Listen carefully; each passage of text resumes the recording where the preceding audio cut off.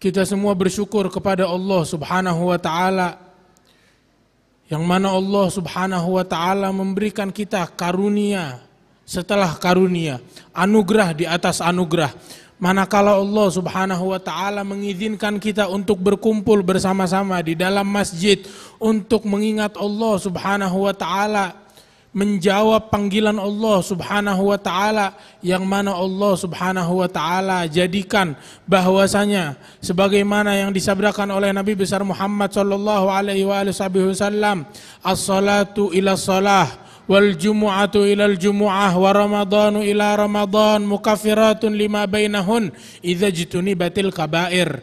Sesungguhnya kata Nabi besar Muhammad, dari waktu sholat ke waktu sholat yang lainnya, dari Ramadan ke Ramadan lainnya, dari Jumat ke Jumat yang berikutnya, itu menghapuskan dosa-dosa kecil jika dosa-dosa yang benar, yang besar dijauhi oleh seorang manusia. Maka hadirin hadirat, kalau kita menjauhi dosa-dosa yang besar, dosa-dosa yang kecil akan diampuni oleh Allah Subhanahu wa taala dengan kita menjalankan nilai-nilai Islam, nilai-nilai iman yang Allah wajibkan, yang Allah sunnahkan atas kita. Hadirin hadirat yang dimuliakan Allah Subhanahu wa taala. Allah Subhanahu wa taala menjadikan bagi setiap orang, bagi setiap mukmin, bagi setiap muslim saudara. Dan Allah menjadikan baginya musuh. Allah jadikan baginya teman, Allah jadikan baginya musuh. Allah mengatakan dan bersabda di dalam Al-Quran, innamal mu'minuna ikhwah. Sesungguhnya setiap orang mukmin satu sama lain, setiap mukmin, setiap muslim, mereka satu sama lain adalah saudara. Mereka semua adalah teman. Sehingga Allah Subhanahu wa taala menyatakan fa aslihu baina akhwaikum. Hendaknya kalian mempersatukan antara saudara kalian. Jika terdapat perpecahan, hendaknya kita persatukan, kita perbaiki persaudaraan kita, kita perkuat tali silaturahmi kita. Karena hubungan kita kalau baik dengan saudara kita, otomatis hubungan kita dengan Allah akan membaik. Karena yang mempersatukan kita, yang mempersaudarakan kita adalah Allah Subhanahu wa taala. Dan musuh kita, musuh terbesar kita adalah hawa nafsu dan juga syaitan. Allah Subhanahu wa taala menyatakan di dalam Al-Qur'an, inna syaitana lakum aduwan fattakhidhuhu aduwa. Sesungguhnya syaitan adalah musuh kalian. Maka jadikanlah, berperilakulah dengan syaitan, bergaullah dengan syaitan seakan-akan ia adalah musuh kalian. Allah telah menyatakan syaitan adalah musuh, tapi Allah nggak cukup dengan hal tersebut, karena Allah tahu banyak orang yang tahu, yang mengenali bahwa syaitan adalah musuhnya, tapi dia memperlakukan syaitan seperti sahabat, seperti saudara. Kalau dia jatuh ke dalam suatu masalah, dia nggak merujuk kepada saudaranya, dia malahan merujuk kepada syaitan. Wal'iyadzubillah. Dari maksiat yang kecil, dia merujuk kepada syaitan. Sampai syaitan membawanya ke maksiat-maksiat yang besar. Karena sungguh hadirin hadirat, seseorang gak mungkin dia sampai ke maksiat besar melainkan melalui maksiat-maksiat yang kecil. Gak mungkin seseorang jatuh ke dalam jurang zina dan lain sebagainya melainkan karena pandangan yang haram, dimulai dengan sentuhan yang haram, dimulai dengan pertemanan yang haram. Dari hal-hal kecil dia sampai kepada hal-hal yang besar. Ini hal-hal yang kecil ini dinamakan dengan khutuwati syaitan. Apa khutuwati syaitan? Langkah kaki syaitan. Yang mana Allah bukan melarang kita ngikutin syaitan atau mendengarkan syaitan, tapi Allah nyatakan di dalam Al-Qur'an, wala tattabi'u khutuwati syaitan.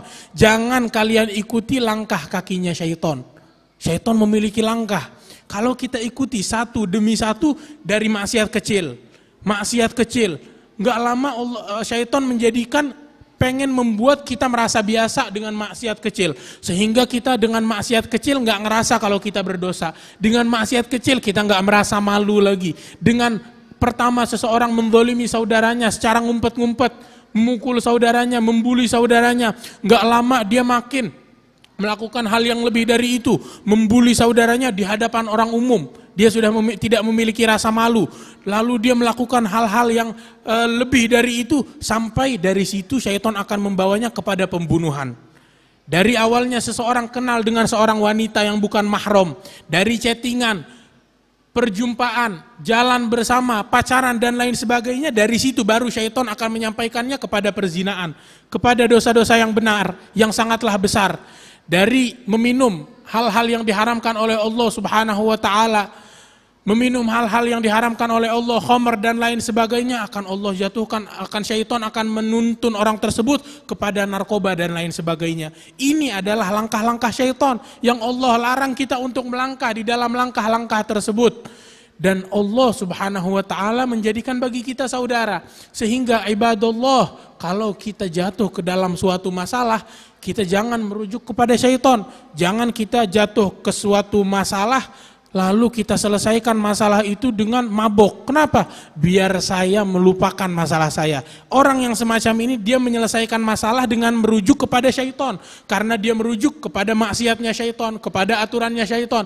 Tapi orang yang merujuk kepada Allah Subhanahu wa taala di dalam masalahnya, dia akan merujuk kepada saudaranya, akan meminta pandangan dari saudaranya, daripada ahli ilm, saudaranya yang memiliki kebaikan, yang dia kenal, saudaranya memiliki ilmu, memiliki hikmah. Dan dikatakan oleh seorang penyair, idza kunta fi hajatin mursila fa arsil labiban wala tusihi wa in kana amrun alaikal tawa fashawir hakiman wala ta'sihi.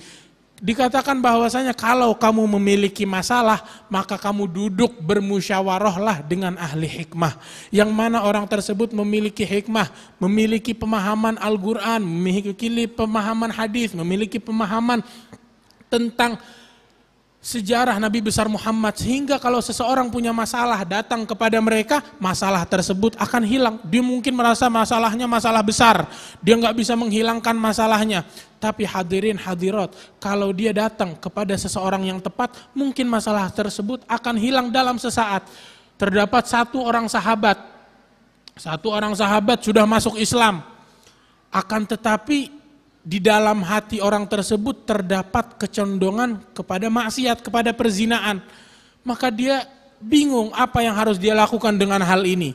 Kalau orang yang bodoh, yang tidak memiliki guru, yang tidak memiliki rujukan dan juga sahabat untuk musyawarah, dia pasti akan melakukan hal tersebut tanpa berpikir. Tapi karena kebetulan hal tersebut tertimpa kepada salah seorang sahabat, dia punya rujukan, dia memiliki guru, dia memiliki pembimbing, yaitu Nabi besar Muhammad sallallahu alaihi wasallam. Maka dia datang kepada Rasulullah, dia katakan, wahai Rasulullah, wahai Nabi besar Muhammad, wahai utusan Allah, sesungguhnya saya di dalam hati saya memiliki kecondongan untuk berzina. Saya ini pengen berzina.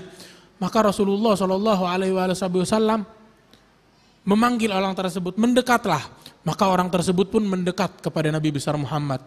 Lalu Rasulullah sallallahu alaihi wasallam mengatakan kepada orang tersebut, apakah kamu rela, apakah kamu ridho kalau ada orang yang berzina kepada ibumu? Maka dia mengatakan dengan suara yang keras, tidak, sungguh saya tidak ridho. Siapa yang berani zina dengan ibu saya? Maka Rasulullah menyatakan, apakah kamu ridho, kamu rela ada orang yang zina dengan saudarimu? Dia mengangkat suaranya, sungguh saya tidak ridho. Saya yang melakukan hal tersebut, pasti saya akan membalas kepada orang tersebut. Saya akan memukul dan melakukan ini dan itu dan lain sebagainya. Lalu Rasulullah menyatakan, apakah engkau ridho dan rela kalau ada seseorang yang berzina dengan istrimu? Dia mengangkat suara, dia mengatakan, sungguh saya tidak ridho dengan ini dan itu. Dia mengangkat suara dan Rasulullah terus menghitung dan menyebut saudarinya satu persatu. Maka dia nggak ridho dengan itu semua. Lalu Rasulullah mengatakan, wahai fulan, bukankah kalau engkau melakukan perzinaan, artinya engkau zina kalau bukan dengan ibunya orang, dengan putrinya seseorang, dengan anaknya orang, atau dengan saudarinya orang, atau dengan bibinya orang, sedangkan engkau sendiri tidak ingin diperlakukan hal tersebut kepadamu. Lalu Rasulullah meletakkan tangan Rasulullah di dada orang tersebut. Rasulullah membacakan suatu bacaan penjagaan yang Rasulullah berikan untuk orang tersebut. Dan orang tersebut menyatakan, sungguh, kata dia ketika menceritakan cerita ini, tidaklah Rasulullah mengangkat tangannya dari dadaku, melainkan sungguh tidak ada hal yang aku benci melebihi zina. Yang mana sebelumnya dia suka zina, dia ingin berzina, tapi ketika Rasulullah meletakkan tangannya dan mengangkat tangannya, dia langsung membenci perzinaan.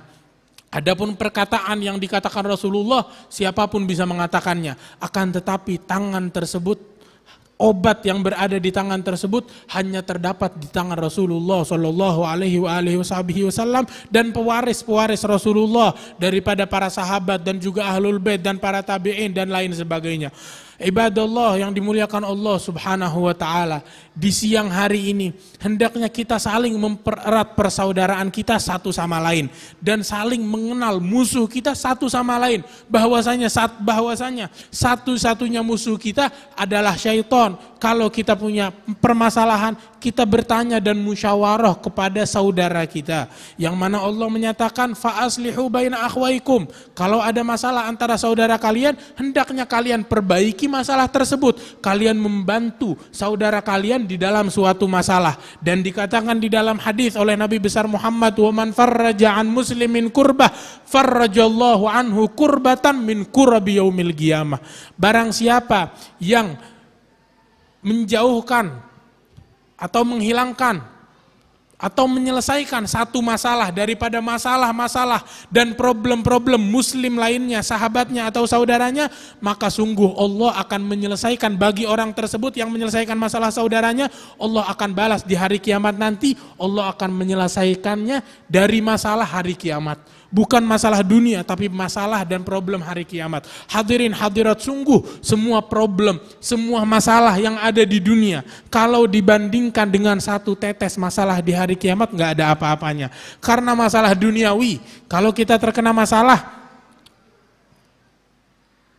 kita terkena problem di dunia, yang akan kita dapatkan mungkin hanyalah kehilangan harta, atau kehilangan tahta atau jabatan dan lain sebagainya, atau kehilangan nama baik, atau kehilangan ini dan itu. Tapi masalah akhirat, kalau kita terkena masalah, kita nggak bisa lolos dari suatu masalah, maka masalah tersebut, suatu problem itu akan menyampaikan kita ke dalam api neraka, wal'iyadzubillah. Ibadallah, hendaknya kita mengetahui bahwasanya Allah Subhanahu wa taala di akhir zaman, semacam akhir zaman ini di kehidupan Rasulullah itu sudah seperti akhir zaman. Ketika Rasulullah menyatakan kepada sahabatnya, di saat lewat seorang nenek-nenek yang sudah tua, Rasulullah menyatakan kepada sahabatnya, sekarang umur dunia seperti umur nenek tersebut. Akhirnya artinya sedikit lagi habis. Dan Rasulullah menyatakan, ma baini wasa'ah kahatain, sungguh di antara aku dan hari kiamat seperti ini. Itu sahabat mengartikan artinya sangat dekat antara telunjuk dan juga jari tengah. Atau ada yang mengartikan bahwasanya telunjuk lebih pendek dari jari tengah sedikit. Artinya jangka antara panjangnya jari telunjuk dan jari tengah hanya sedikit. Yang berarti kiamat adalah akan terjadi di umat Nabi besar Muhammad, dan hari tersebut amatlah dekat. Sampai kalau Rasulullah menceritakan hari kiamat, para sahabat merasakan bahwa kiamat akan datang di esok hari. Dan Rasulullah menyatakan bahwasanya di hari kiamat nanti salah satu alamat terbesarnya Allah Subhanahu wa taala akan menjadikan dua kelompok, fistotain, fistoh imaniyah la nifaqa fiha wa fistoh kufr. Terdapat dua kelompok. Kelompok yang pertama adalah kelompok keimanan yang tulus, yang suci, yang mana keimanan tersebut murni, nggak ada kekufuran, nggak ada kenifakan di dalam keimanan tersebut. Dan golongan kedua adalah golongan yang terdapat kekafiran, tidak ada keimanan sedikit pun. Dan semua yang hari ini kita lihat di muka bumi, musibah di sana di sini, perkara ini dan itu di sana di sini, maksiat itu di sana dan di sini, itu semua adalah proses. Allah Subhanahu wa taala menjadikan yang ada di muka bumi, memproses untuk menyeleksi yang mana orang-orang yang akan Allah masukkan ke dalam golongan keimanan, dan mana orang-orang yang akan Allah golongkan, Allah masukkan ke dalam orang-orang yang kufur, wal'iyadzubillah. Maka hadirin hadirat, di proses-proses ini jangan kita lakukan maksiat, karena kalau kita maksiat terus menerus, itu akan membawa kita ke dalam golongan kekafiran. Tapi kalau kita menjauhi maksiat sedikit demi sedikit, merujuk kepada Allah, menyambung tali silaturahmi kita kepada orang tua kita, kita berbakti kepada para sahabat-sahabat kita sambung tali silaturahmi, kepada keluarga kita sambung silaturahmi, dan yang terpenting hubungan kita dengan Allah kita sambung dengan sholat 5 waktu, kita sambung dengan hal tersebut. Allah Subhanahu wa taala tidak diragukan lagi akan mengumpulkan kita dengan orang-orang yang beriman, dengan golongan-golongan yang beriman.